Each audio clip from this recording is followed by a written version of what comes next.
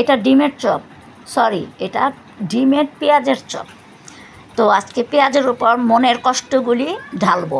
পেঁয়াজ কুচি রাইখা দিলাম প্লেটে, এর মধ্যে দিয়ে দিলাম হলুদ গুঁড়ো, মরিচ গুঁড়ো, ধনিয়ার গুঁড়া, একটু আদা রসুন বাটা দিয়ে দিলাম, পেঁয়াজ কুচি দিয়ে দিলাম, ধনিয়া পাতা কুচি।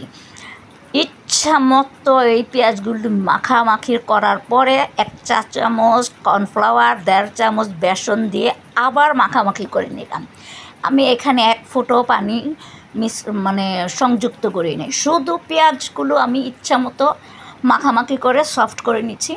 তো এখন হচ্ছে হাতে একটু তেল মেখে ডিম চপগুলো ডিমের শেপ দিয়ে এটা আমি তৈরি করে নিচ্ছি।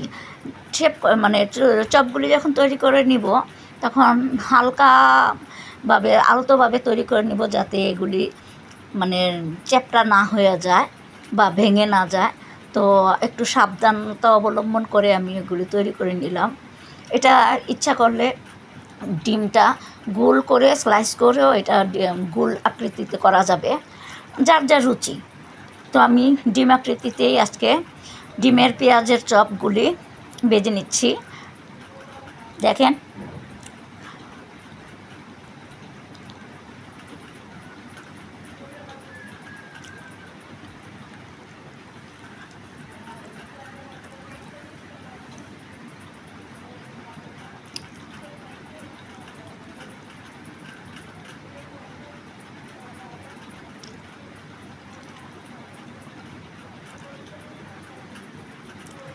একটা একটা করে আস্তে আস্তে আমি আমার প্রত্যেকটা, আমি 2টা ডিম নিছি, 2টা ডিমেরে আমি 4 ভাগ করছি, একটা ডিমেরে 4 ভাগ করলে তার 2টা ডিম, 4 দুগুণে 8, 8টা ডিম চপ আমি তৈরি করছি। 8টা ডিম চপ তৈরি করার পর এখানে এই ডিম চপগুলো আমি কিছুক্ষণ ফ্রিজে রেখে দিয়েছিলাম, এখন আবার নামিয়ে নিয়েছি।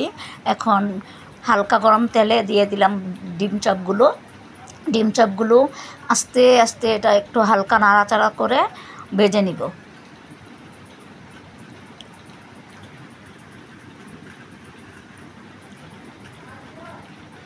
প্রায় হয়ে আসছে, আর একটু কালার করব, বাদামি কালার করে, গোল্ডেন কালার যেটা বলে, গোল্ডেন কালার করে আমি এটা তুলে নিব, যাতে ভিতর থেকেও এটা ভাজা হয়, উপরের পেঁয়াজগুলো সুন্দর করে ভাজা হয়।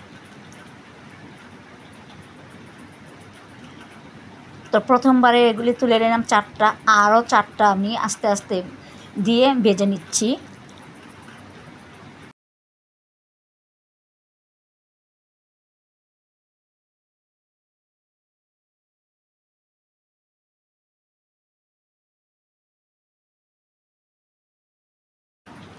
দ্বিতীয়বার ভাজা শেষ। এই ডিম চপগুলো ইফতারের সাথে কাসুন্দি দিয়ে বা সস দিয়ে পরিবেশন করা যায়।